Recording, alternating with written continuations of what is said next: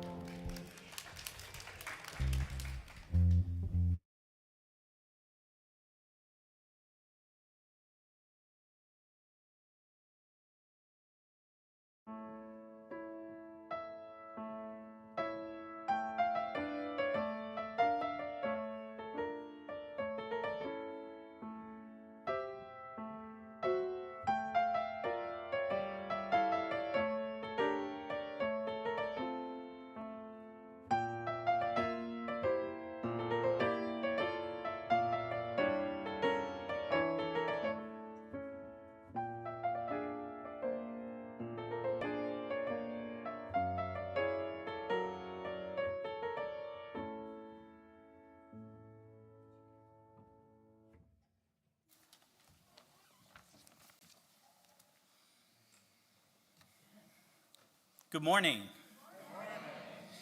Welcome to the Mount Diablo Unitarian Universalist Church. I'm the Reverend Rodney Limmery, and my pronouns are he and him. For those who are visiting this morning, welcome.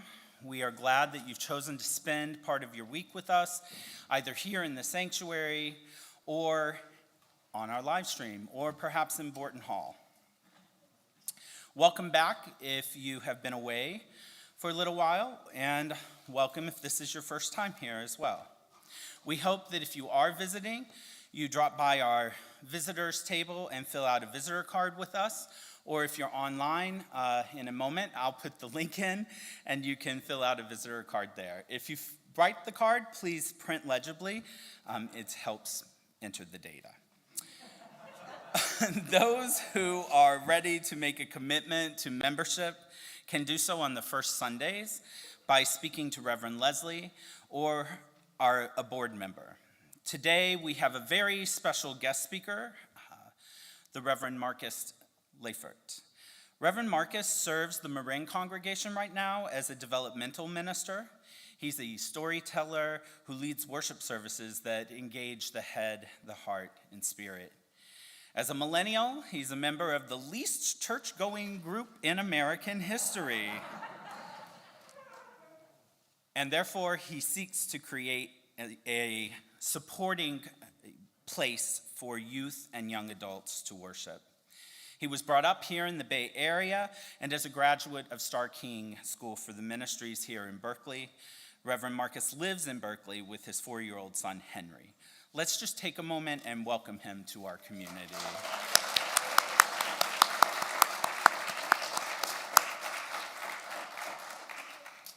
We are a very busy place, and I have a couple of announcements to share with you. So the first is that next Saturday is our big fellowship event.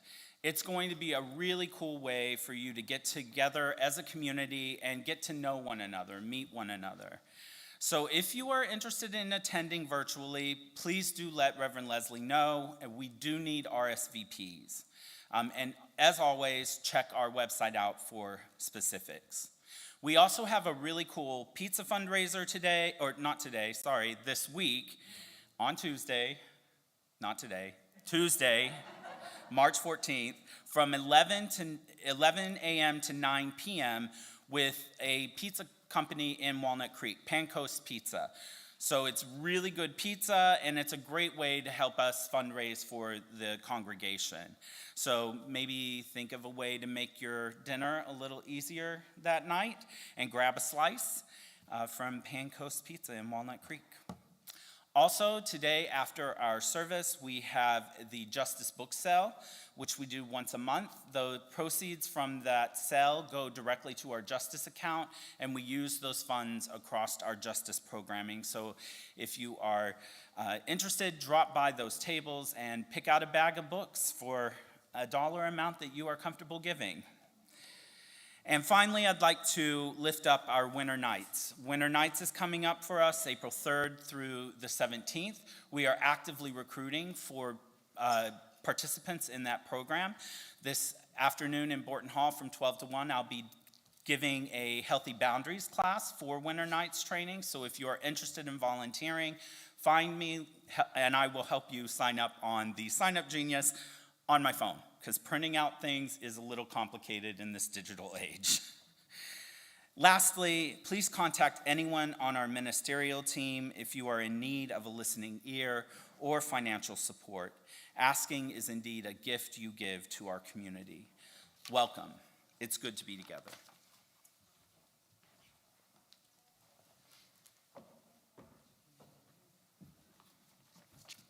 Good morning.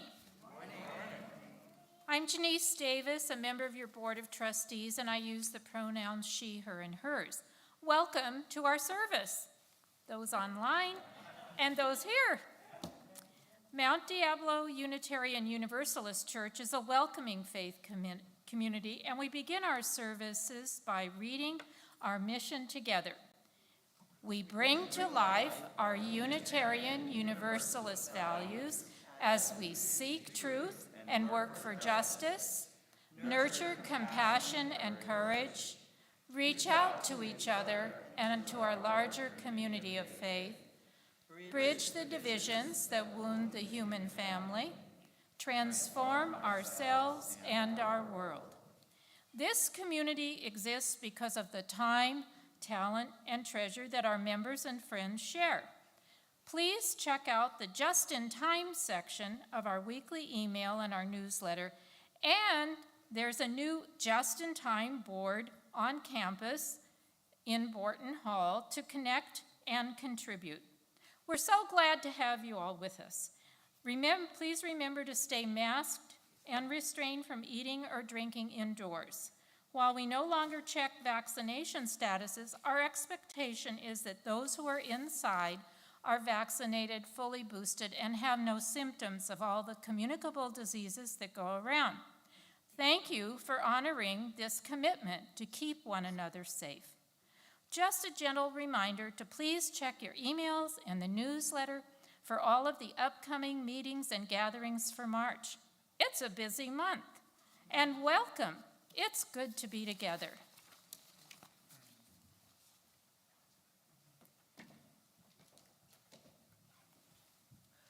Well, good morning, and you all should get a prize. I'm Leslie Takahashi, one of the other ministers here, and I just want to say congratulations to you for being the people that both remembered to set your time forward or are dependent on a digital device, and also brave the atmospheric river. So give yourselves a hand.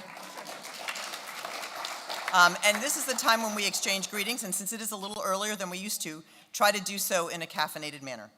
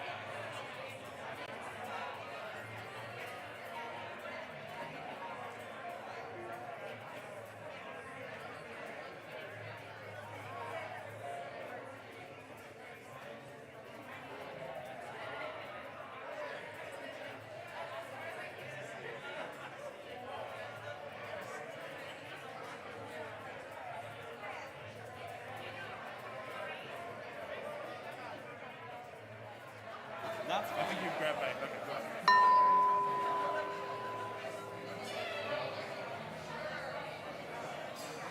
We invite you to remain risen in body or spirit, and let's sing together our invocation.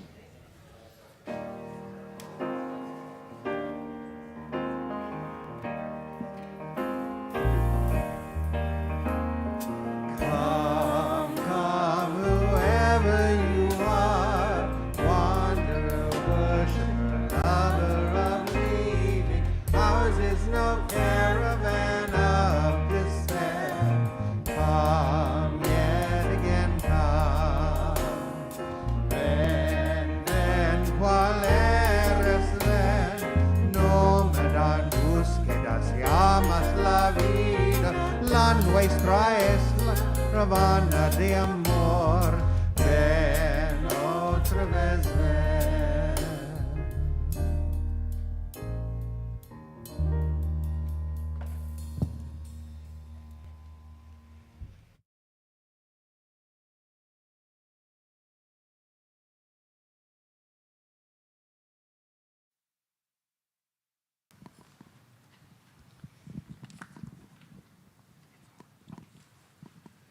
Good morning. Yes.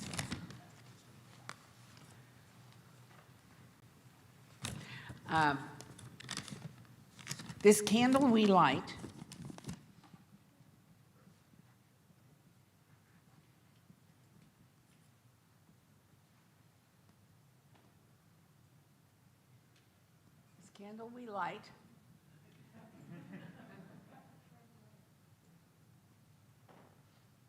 This candle we have just lit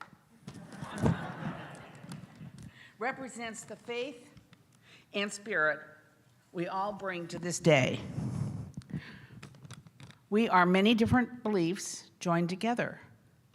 How do we structure our days to have a continuity to this faith? With structure. We open our eyes in the morning to see the new light of the day. Choose a statement or an intention that you can use repeatedly that reflects that light through the day. And as you end the day, repeat that statement and do a check-in. How did it work for you today? Where were your challenges? And where do you feel that you were really living with Spirit? Your statement or mantra can be used every day. See it become a conscious intention, as familiar as your breathing. May it be so.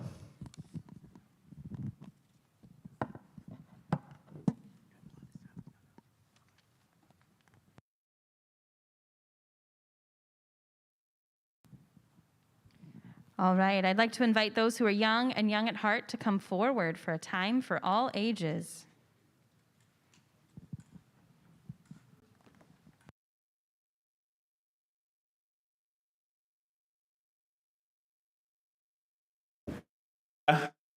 Sure. I wonder if any of you went up and saw the snow on the mountains recently. Did anybody make it up and see, like, on Mount Diablo or in Tilden Park, the snow on the hiking trails? No? Yeah, my son didn't want to go up either. Have any of you lived in a place where it snows a lot, like snows like where your house is? Some of you? I grew up here. I have not most of my life, but I did spend a couple of years in a faraway land called Western New York. And in Western New York, it does snow quite a lot. And in fact, it does this thing. Have you ever heard of a blizzard? Yeah. And when there's a blizzard and you live on a farm, what they do is tie a rope to the barn. Have you heard about that? Let me tell you a story. Anna, who lived on a farm, and her job on her farm, do you have chores at home? You do things to take care of the house? Do any of your chores include milking cows? No. You take care of chickens, collect the eggs. Yes, excellent. So, like, she collected the eggs. And for this story, I am going to need a little bit of help from you all and maybe everyone to make some sound effects as we find out about what Anna's jobs are. So Anna did go out to the barn every morning, and she would milk the cows. Thank you. Yes, and she would collect eggs from the chickens. And she would wash the pigs in buttermilk. I don't know why. That's what you do with pigs. Yeah, thank you. Okay, good. And then she would go inside and have her own breakfast and go about her day. But one morning, she was so scared to go out and do her chores because there was a blizzard and so much snow was coming down that she could hardly see 3 feet in front of her face. She opened the back door to go out to the barn, and it was like a whiteout. Nothing was visible. But she knew that her grandfather had told her there's that rope. We always keep a rope tied from the back door out to the barn. And so what you need to do is just grab a hold of the rope and follow it to the barn, and it'll lead you there, and it'll lead you safely home. And so she went out into the blizzard. You get the little blizzard? Oh, yeah, there we go. And she made her way. She was so scared, but she held on to the rope. She got out to the barn, and she milked the cows. And she collected the eggs from the chickens. And she washed those pigs in buttermilk. And though she was scared, she was able to find her way back to the back door, back home, by holding on to that rope. And so I hope for you as you go out to your classes and as you go on with your days and your weeks, that wherever the blizzard of the world gets you in a lost and whited out way, that there's a rope to lead you home.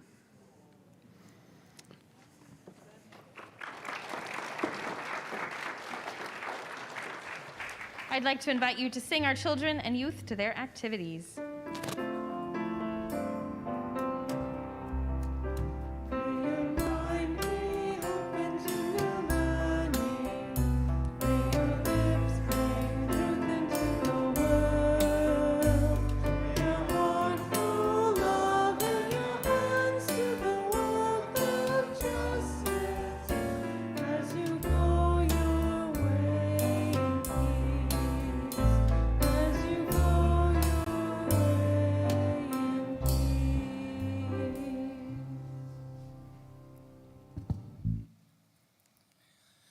Sorry, I made a mistake today with Janice's welcome. I gave her the wrong welcome script for the board, and there was an important announcement in there, so I wanted to make it. So apologies, Janice. But after careful consideration, after monitoring our indoor spaces with CO2 monitors, the staff has recommended to the board, and the board has accepted to make our masking policy optional come March 15th. So just wanted to announce that. We still would honor all of our community decisions in all of our spaces, and we ask that the entire congregation honor the covenant of right relations when asked. But that is the announcement. Sorry again that I printed the wrong one.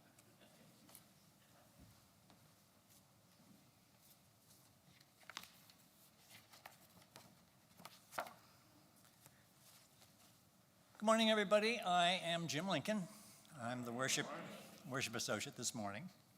So freedom is a difficult idea in religion, as of course it is in politics. We Americans have long celebrated, some might say made a fetish of, our freedoms. Similarly, individualism is both a very American and a very UU idea. Our first UU principle, the inherent worth and dignity of every person, highlights the singular importance our faith attaches to the individual human being. The stress on freedom and individualism has deep roots in UU history. Early American Unitarian theologians thought that they were key to what distinguished UUs, or Unitarians at the time, from other faith traditions. William Ellery Channing's 1819 Baltimore sermon, which the Harvard Divinity School calls the most important Unitarian sermon ever preached anywhere. I'd be interested in where they collected the data on that. Called for, this is Channing, quote, the fall of those hierarchies and other human institutions by which the minds of individuals are oppressed. So this was a ringing endorsement of individual inquiry and a harsh critique of hierarchies of authority, mostly ecclesiastical hierarchies, but he was speaking more generally too. Our fourth UU principle, a free and responsible search for meaning, I think echoes Channing's call. Now, Channing was a precursor to the Transcendentalists and a major influence on them. Ralph Waldo Emerson called him our bishop. But despite Channing's praise for individualism in the Baltimore sermon, he felt that the Transcendentalists went way over the top with this individualistic thing. Quote, he said, the race, by which he meant the collectivity or humanity as a whole, is to me a revelation of God more than any one man is, or more than all separate men are. The language in those days was pretty sexist, of course. Emerson and Thoreau were certainly individualists to the core. They saw organizations and institutions as unhelpful and oppressive, and blind conformity as an inescapable part of social life. Each person, Emerson wrote, must forge a, quote, original relation to the universe, end quote, which he and Thoreau found chiefly through solitary communing with nature. So individualism and distrust of authority are deeply embedded in UU history and culture. Both figure importantly in the openness and flexibility of our faith, always have. But taken to the extreme, they may pose some risks: loss of community, loneliness and alienation, incapacity to act in concert to right injustice, lack of civility and mutual respect. I think these are all problems that are way too prevalent in American society today. So what does this have to do with UUs today in the 21st century? Well, I think quite a bit, actually. There's been some interesting talk in UU leadership circles of a need to scale back our individualist and anti-authority proclivities. In his 2012 Berry Street lecture to the UU Ministers Association, Frederick Muir, the lead minister of the Annapolis, Maryland UU Church, called for UUs to repudiate the unholy trinity of individualism, exceptionalism, and anti-authorityism. I personally don't think the exceptionalism bit is a thing. UUs can be smug at times, but it's not that big a deal. I mean, what about those Episcopalians after all? But Channing, Emerson, and the other founders of early American Unitarianism must be rolling in their graves at Muir's suggestion, later endorsed in a 2019 UU World article by UUA President Susan Frederick Gray, that individualism and distrust of authority are problems for our faith, no longer virtues. They played a role in our long-term membership decline, Muir thinks. For our movement to survive and expand, they've got to go, or at least be damped down. Now, my UU minister father might be doing some subterranean squirming at all this as well. He usually had a question authority bumper sticker displayed on his car. It may have dawned on some of you where Muir, Frederick Gray, and other UU leaders have been going with this campaign to halt the tide of individualism and anti-authorityism. I think they want to rally the troops around the building of covenants, binding agreements to commit collectively to doing certain things in certain ways. Covenanting, obviously, is hard to pull off if everyone thinks and acts differently and efforts to lead and coordinate are met with distrust. UUs, in my opinion, can and should get better at building and adhering to communal norms in our conversations and transactions with one another. As a principled and committed people of faith, we can and should improve our organizing to achieve justice and other goals prioritized in our denominational principles and values. In hope that we can balance our faith's historical individualism and skepticism toward authority against the need to come together in building a stronger, more dedicated religious movement, I ask you to come, let us worship together. We invite you to rise and body your spirit. Let's join singing our opening hymn, When Our Heart is in a Holy Place. When our heart is in a holy place, when our heart is in a holy place, we are blessed.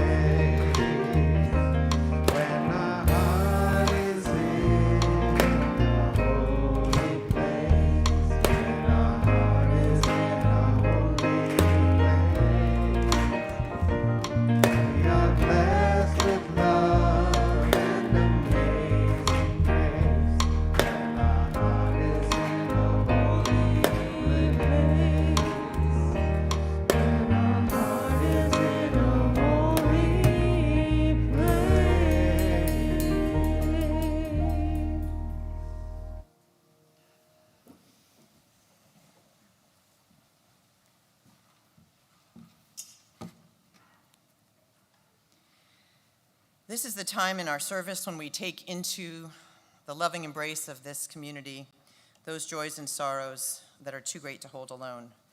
And I invite those who've written in our book of joys and sorrows to come forward. Sue Polgar is lighting a candle of joy this morning. She says, Wednesday may be the Ides of March, but it is also my 80th birthday.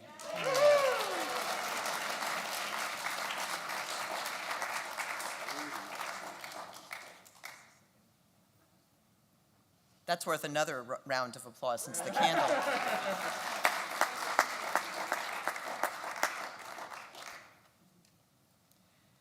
Ron Onnen is lighting a candle of memory for his sister, Rose-Marie Onnen, who died 50 years ago. Ron was able to spend time with family back in Wisconsin last weekend and is grateful for that time together to share memories of her life. And I invite Reverend Rodney to light 2 final candles. One holds those joys and sorrows that are not expressed in words, but which are here with us today in the sanctuary. And the second holds our hopes and dreams for this one imperfect world of which we are a part.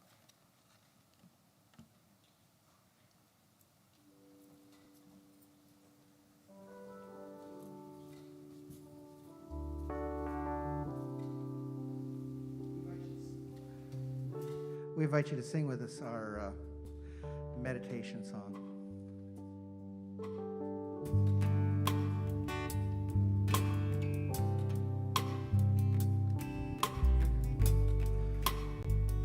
The tide is rising, and so are we. The tide is rising, and so are we. The tide is rising, and so are we. This is where we are called to be. This is where we are called to be. The task is mighty, and so are we. The task is mighty, and so are we. The task is mighty, and so are we. This is where we are called to be.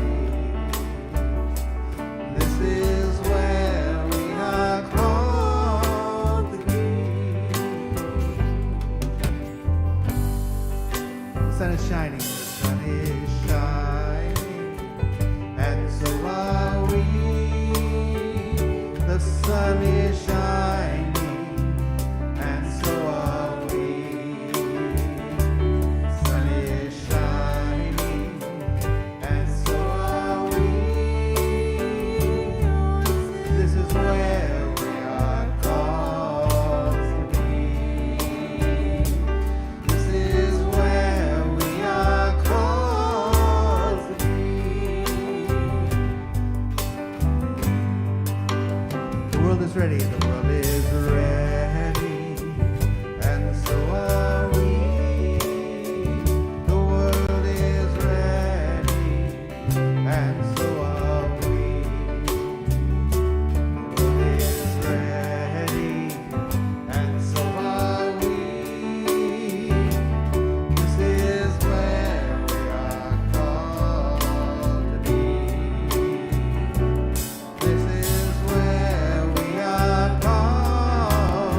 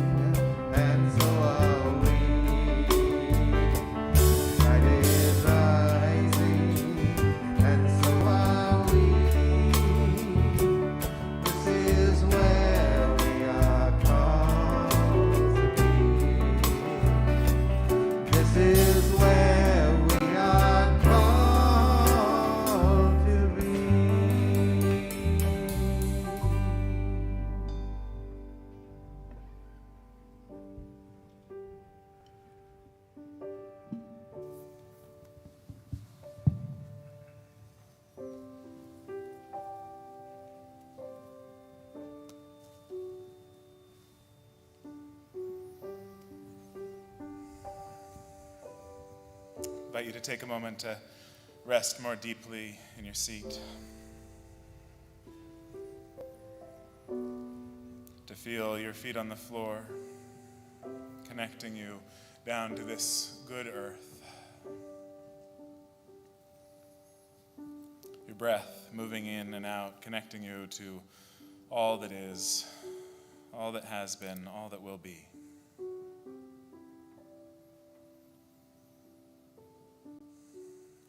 Our poet laureate Ada Limon asks, what is lineage, if not a gold thread of pride and guilt?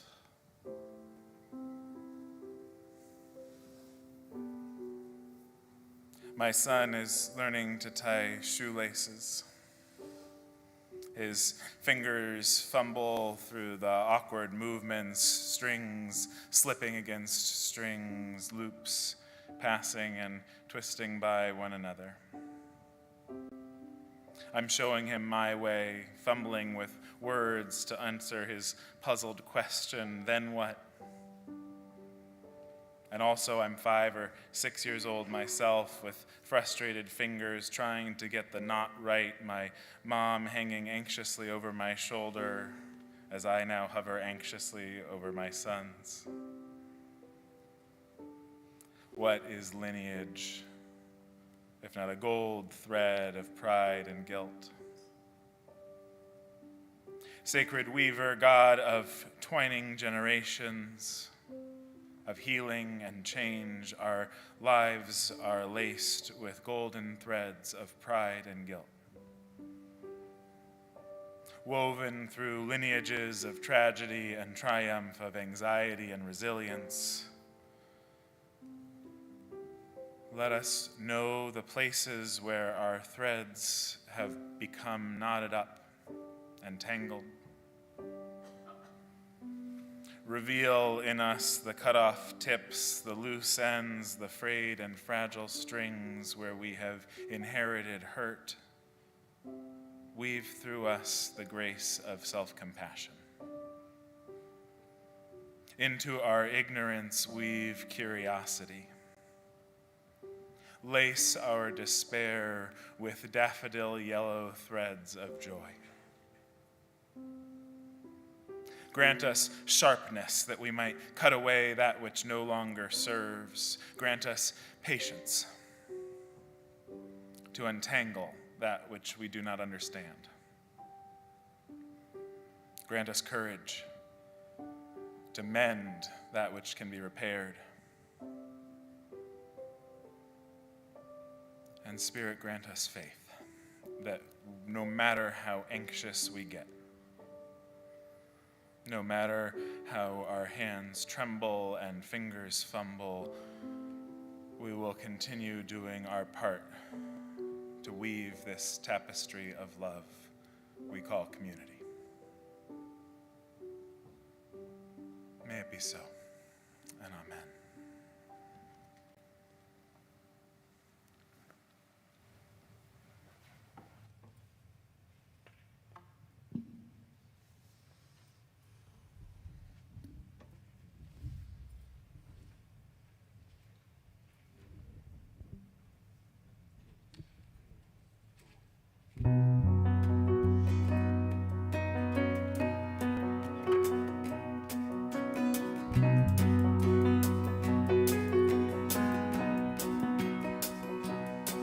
You gotta leave me now. You gotta go alone. You got to chase a dream, one that's all your own, before it slips away.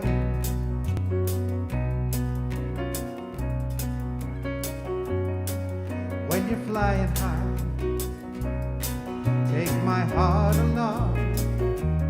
I'll be the harmony to every lovely song that you learn to play.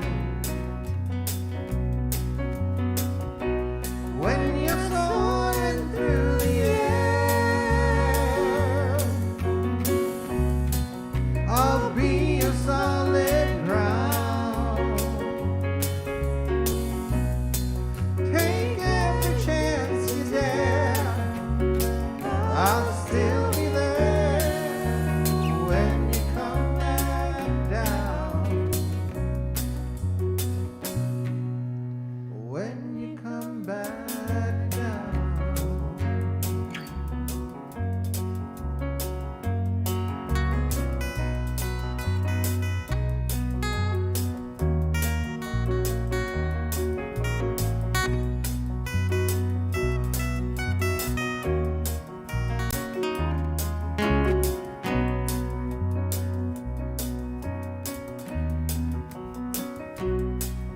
keep looking up,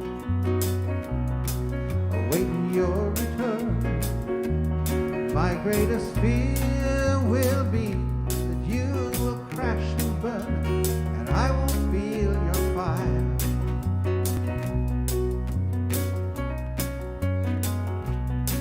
I'll be the other hand that always holds the line, connected in between your sweetheart and mine. I'm strung out on that wire, and I'll be on the other end to hear you when you call. Angel, you were born to fly. If you get too high, I'll catch you when you fall. I'll catch you when you fall.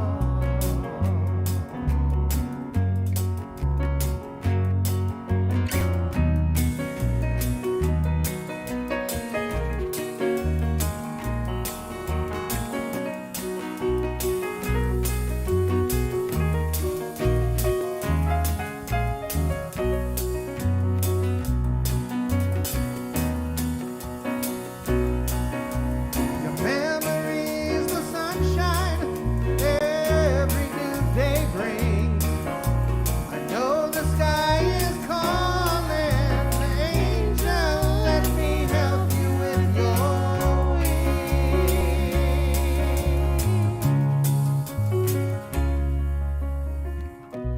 When you're soaring through the air, I'll be your solid ground. Take every chance you dare. I'll still be there when you come back down. Take every chance you dare. I'll still be there when you come back down. When you come back down.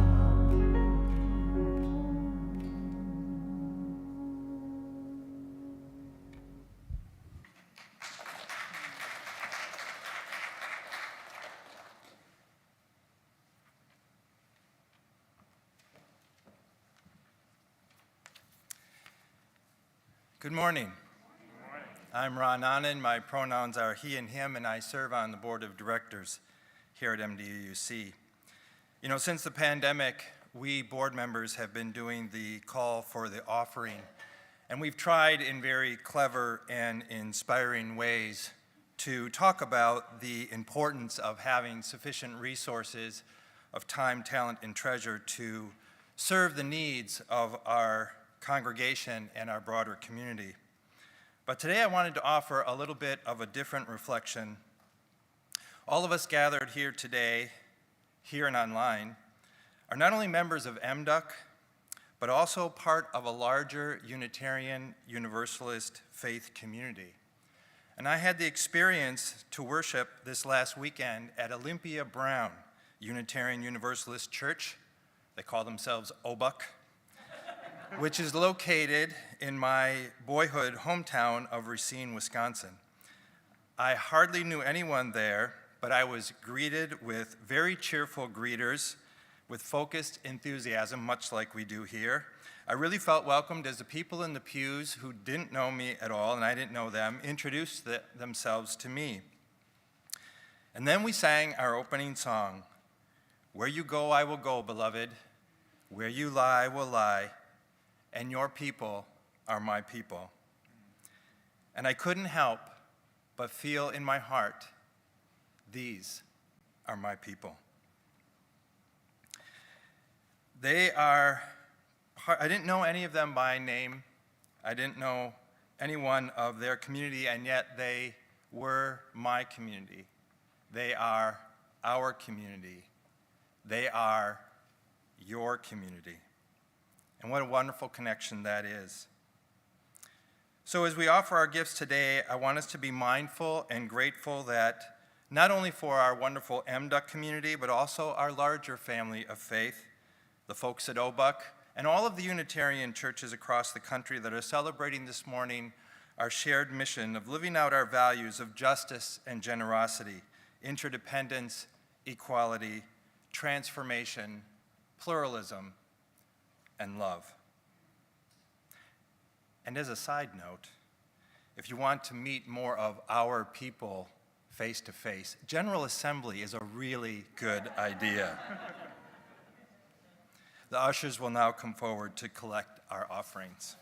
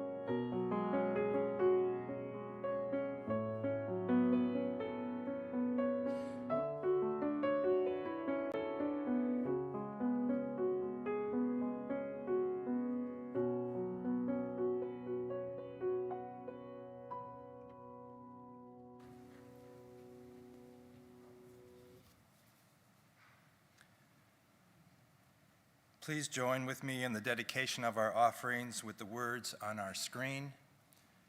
To the work of this community in transforming ourselves and our world, we dedicate ourselves and our offerings.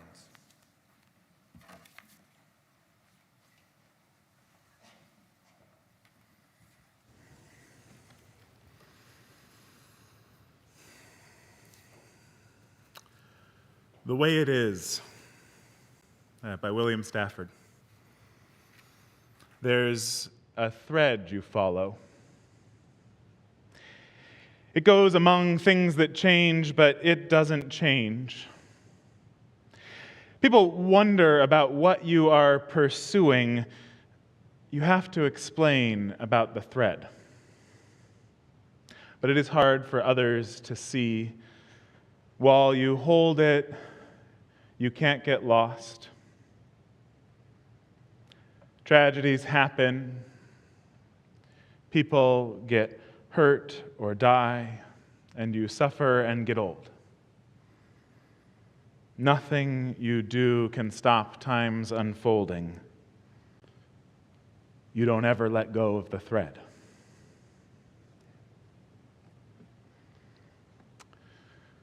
We've been, as a religious community, as a religious denomination, revisiting what is that thread that we follow. Thank you, Jim, for the context of this long history that we are wrestling with in order to meet this moment more fully, right? What does it mean to be the people we need to be in the world today? And that conversation has centered now around this question of our principles and purposes and our Article 2. And I know that that's been a conversation for you all in this congregation this year. How to interpret and understand these proposed changes to Article 2. And I don't want to get into all of it today, but this idea of naming love as the center of our theology for a people who have worried for some time about whether we have a theological center, it's struck me as a really good idea that we might name that center of our theology as love. The only trouble is I don't know what love is.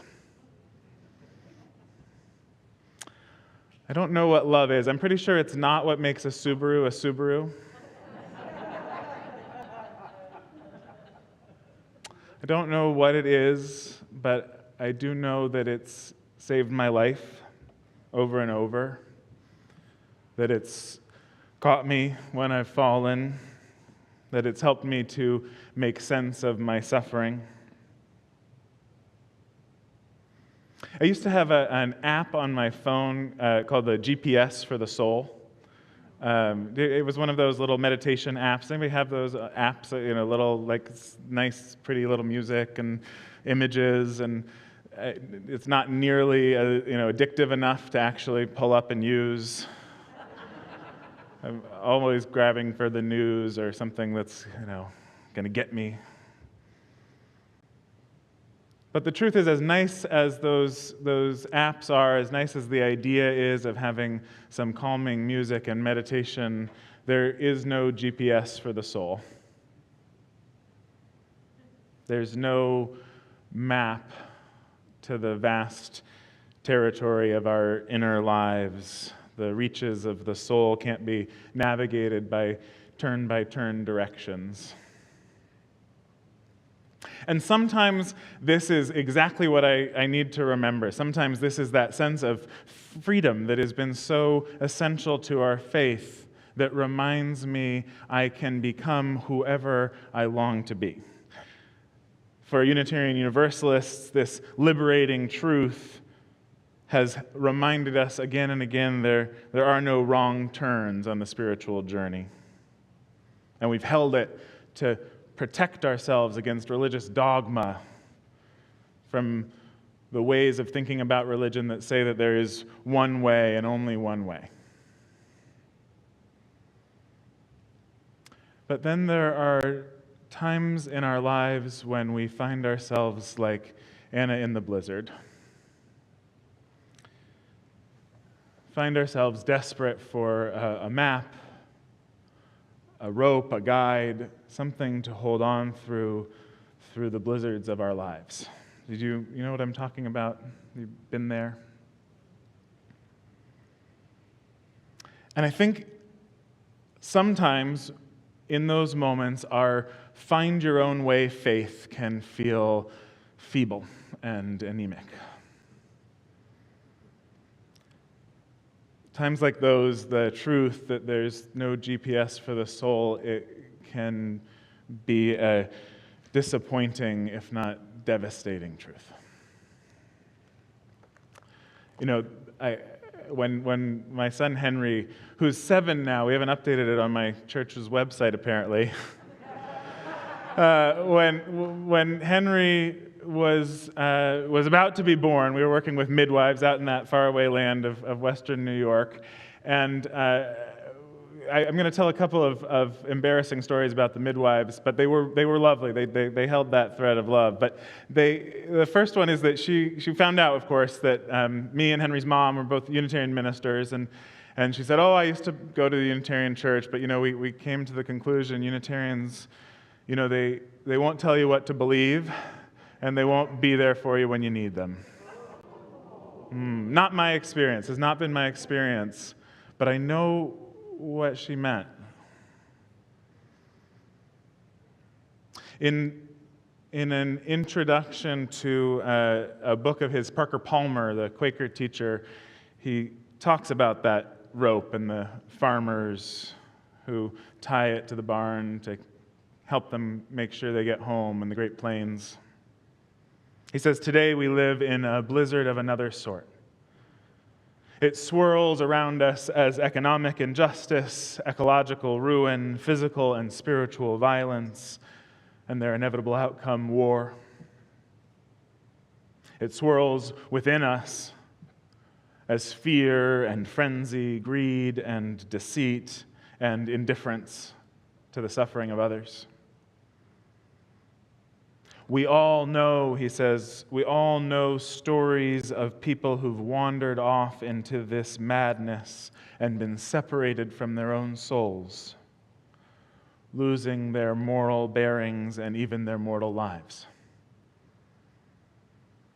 Some of us fear that we or those we love will become lost in the storm. Some are lost at this moment and trying to find their way home. Some are lost without knowing it. We know, I know this isn't news, we know we are living in anxious and uncertain times. I heard people in the pandemic starting to call it a polycrisis, this global moment of catastrophe beyond the scale of our previous imaginings. And through this blizzard of the world, we know that even when we're grounded in ourselves and connected to those we love, we can find ourselves struggling to find a path forward.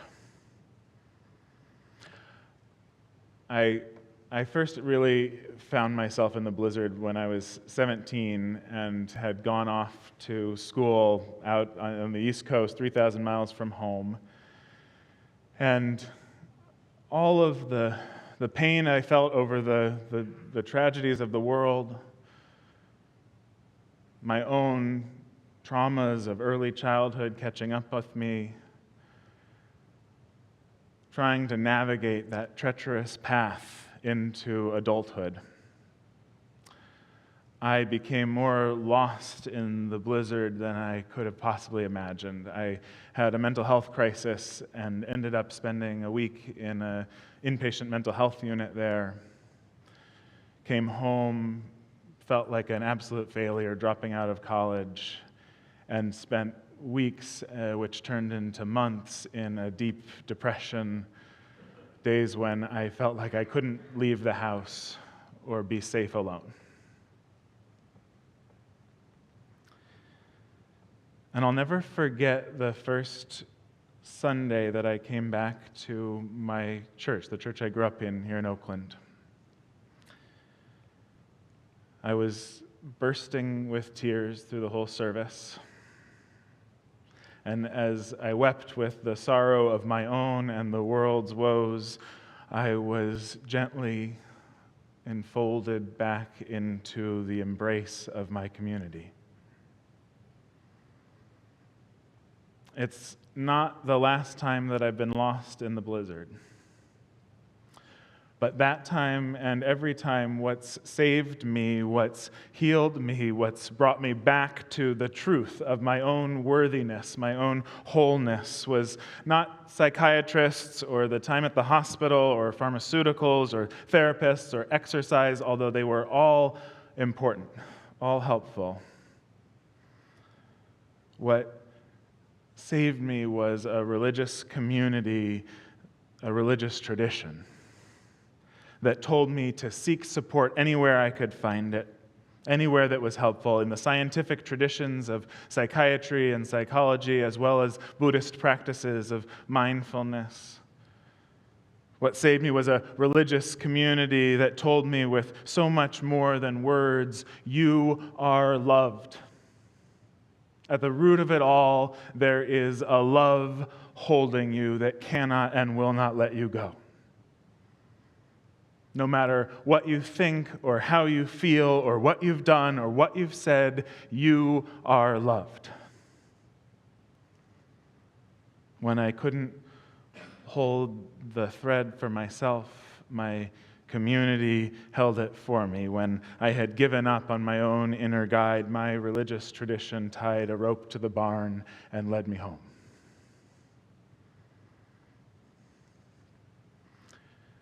That path coming home, it wasn't turn-by-turn directions.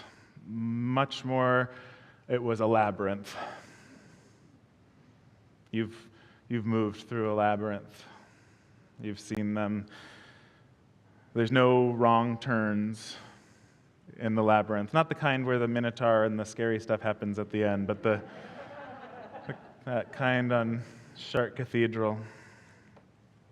No wrong turns. The only choice is to take the next step.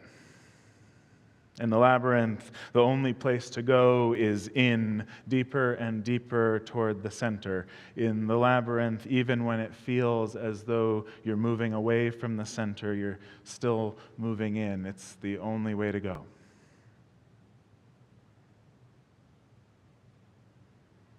The church that welcomed me home, that opened its wide arms to me, knew the truth that I couldn't hold for myself. They saw me through the twisting turns of the winding labyrinth, even when I was certain I had taken a wrong turn.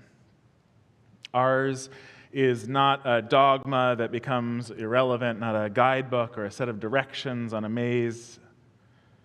It's a thread to hold along the journey. Its guarantee is not that it will lead you anywhere in particular, but that you will be held along the way, that you are not traveling alone, that others have walked this path before you, and others will follow, that there is a center and a wholeness to this journey, even when it's hidden from view. Unitarian Universalists, I believe we are a people following the thread. A living tradition, following a living thread. Yes, you have to explain this for others, and it is hard for them to see. And while you hold on to this tradition, this thread, you are not alone. Tragedies happen. People get hurt and die. We all suffer and get old, and here, holding on to the thread together, we navigate the blizzard.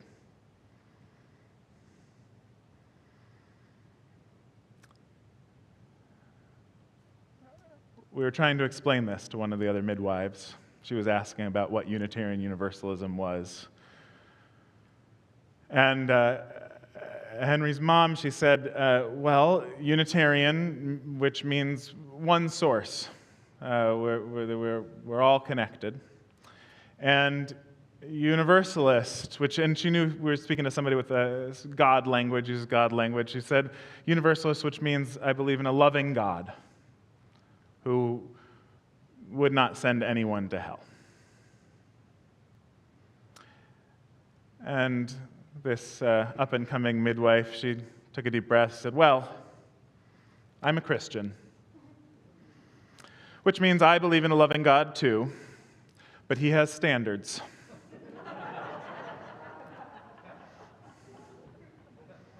You can imagine the jaw-dropping moment. One of those moments where you wish you had the witty retort, and so we went to Facebook to find it. Crowdsourced to our network of UU minister friends. And the winning answer was this. It was really good.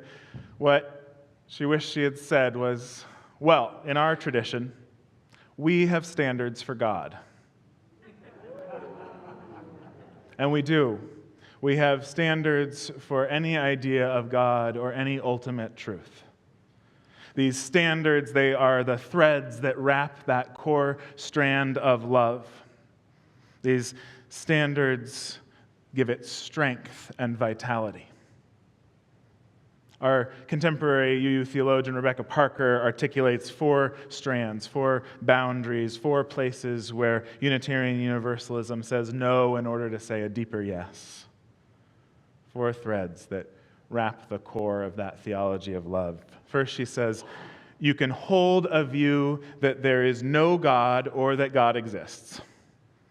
But you cannot hold the view that God is the all-powerful determiner of everything that happens, such that there's no exercise of human freedom. Unitarian Universalism is clear there is some measure of freedom accessible to every living being, given in the nature of things. Our thread is freedom. Second, she says, you can define salvation, healing, and wholeness in many ways, but you cannot hold to the view that there will be an ultimate separation of the saved from the damned. Cannot have the good rewarded with eternal bliss, the damned punished with eternal suffering. Unitarian Universalism is clear that all souls are of worth. Our thread is salvation, healing, and wholeness that is universal for everyone. Third, she says, you can be devoted to a specific religious practice, such as Christian prayer or Buddhist meditation or pagan ritual, but you cannot hold the view that there's one religion that encompasses the exclusive final truth for all times and places, not even Unitarian Universalism. We're confident. Revelation is not sealed. Our thread is openness, is willingness to continue learning and growing. And finally, she says, you can see this world as tragically flawed, wondrously gifted, or both. But you cannot hold the view that salvation is to be found solely beyond this world, in some life after death or a world other than this world. Our Unitarian Universalist faith is clear that the ultimate is present here and now. Our thread is this world, this life, this good earth, this here and now. I think of the rope that we make of these threads as the theology of connection. In the face of all of our inner and outer blizzards, all that pulls each of us apart and threatens the wholeness of our souls, connection is the thread we follow. If your beliefs lead you to become more connected to your deeper self, to others in your family, your workplace, your church, to the great earth community to which we all belong, then those beliefs are in.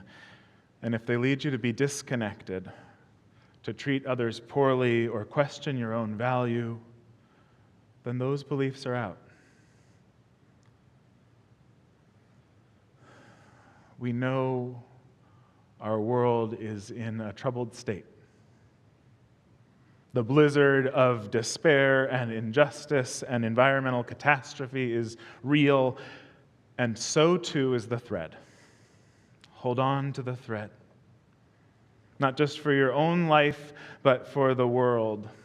Hold on to freedom. Hold on to healing and wholeness that includes everyone. Hold on to staying open to new learning and growth. Hold on to this world, this here and now. Our thread connects us in that golden lineage to generations of love in action, generations of approaching the questions of religion and spirituality with reason, with intellectual rigor required for the age of information, generations of making the food and telling the story and doing the ritual so that deep connections can be forged. Connections that are sturdy enough that when a 17-year-old or a 70-year-old walks through your doors with nothing but despair inside, they'll find a thread, a rope to bring them home. Don't ever let go of the thread. May it be so, and amen.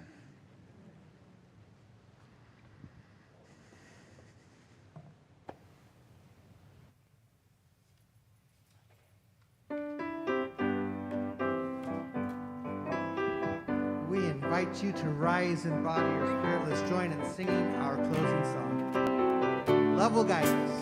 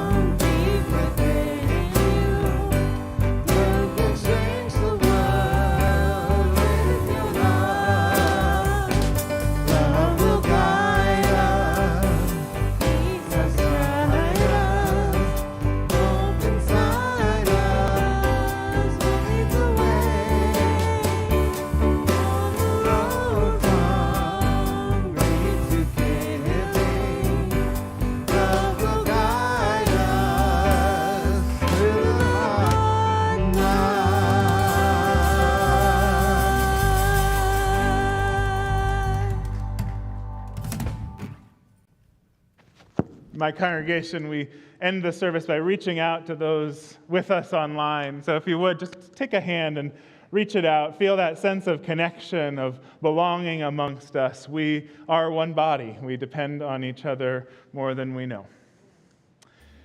May the thread of love, of freedom, of healing and salvation for all, of growth and becoming of this good earth continue to hold and heal us all. May it be so, and amen. Thank you.